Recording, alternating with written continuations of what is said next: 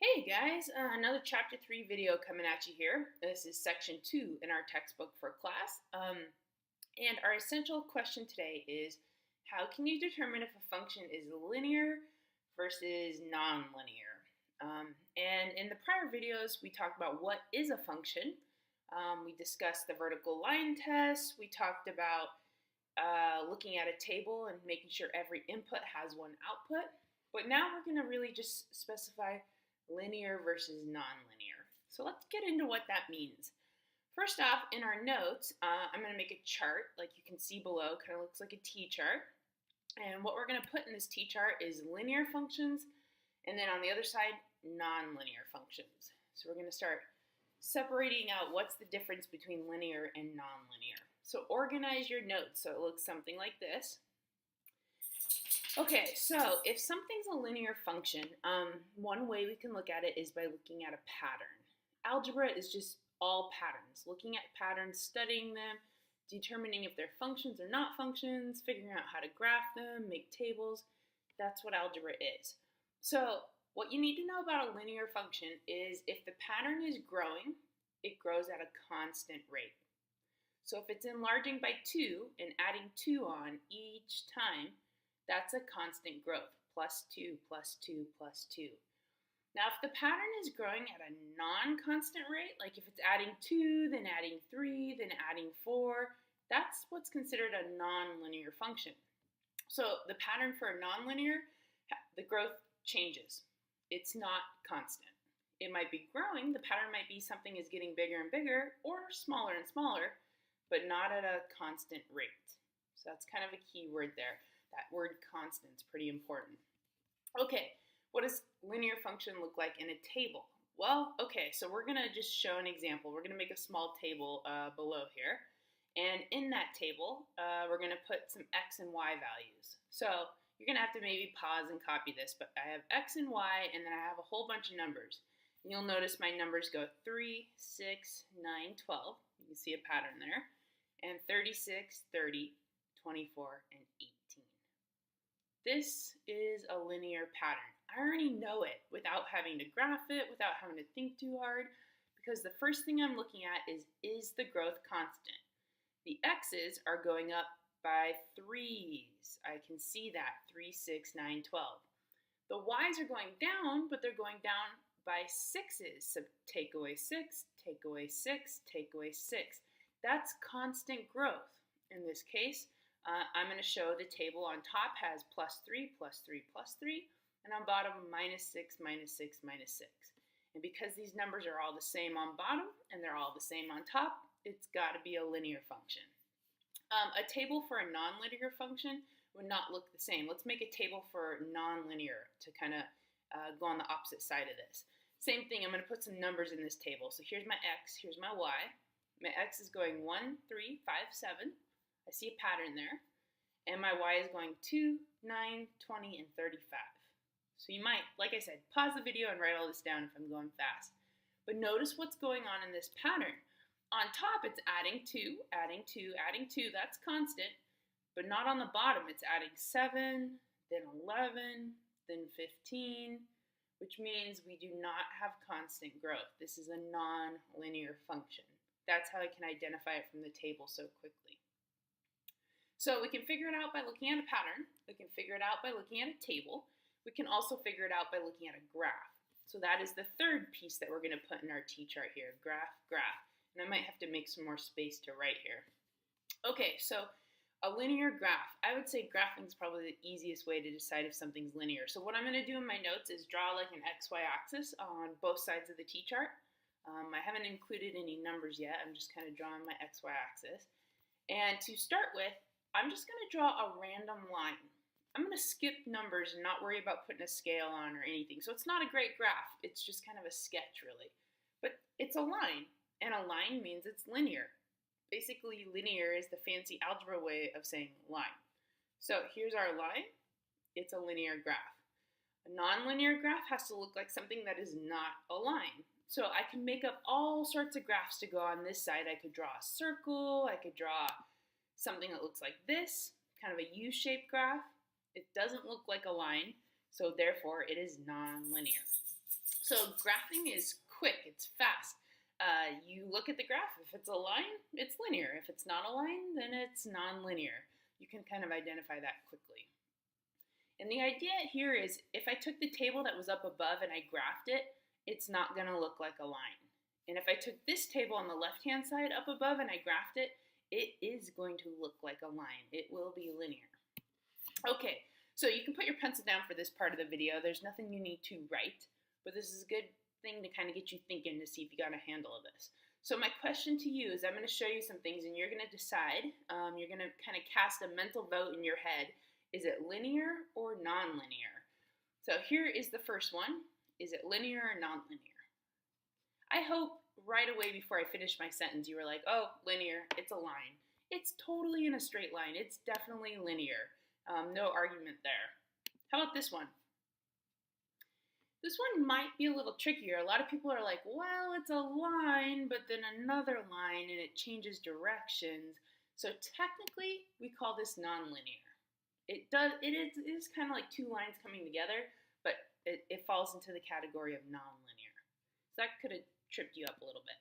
How about this? Linear or nonlinear? If you look at the table carefully and look for the pattern, on the x's it goes 0, 1, 2, 3. So definitely a pattern there. And on the bottom it goes 3, 5, 7, 9. So I would say, yeah, totally linear. It's going up by 2, plus 2, plus 2, plus 2. That's constant growth. How about this one? Linear or non-linear? Let's see, 1, 2, 3, 4. So pattern on top, 16, 8, 4, and 2. Look at what the pattern's doing. It's dividing by 2. 16 divided by 2 is 8. 8 divided by 2 is 4. 4 divided by 2 is 2. It's dividing, not adding and subtracting. This is non-linear. If you graphed it, it would not look like a line. This is a non-linear pattern. Linear patterns have to add or subtract, not multiply or divide by numbers. So that's a key thing to remember. Okay, so going back to our T-chart, you might grab your pencil again. Underneath our graph, we're going to talk about what does an equation look like for linear versus nonlinear. So here's the thing you need to know about an equation. It's always written, well, that's not always true. It's frequently written in this form, y equals mx plus b. So, my dog decided he wanted to show up and be part of this video today. Y equals mx plus b is a form of an equation for a line. It is definitely linear. And if this is not something you're familiar with, you're going to get very familiar with it fast. What it is m and b are actually numbers. They're not going to be variables in the equation very often.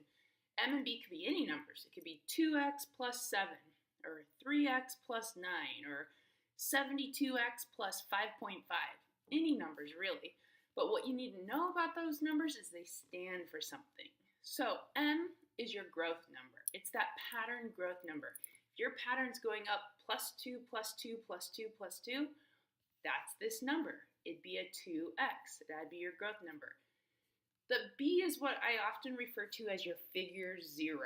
It is the start of your pattern. What is going on at 0? And we're going to definitely dive into that in class a whole lot more. You're going to get a handle of that.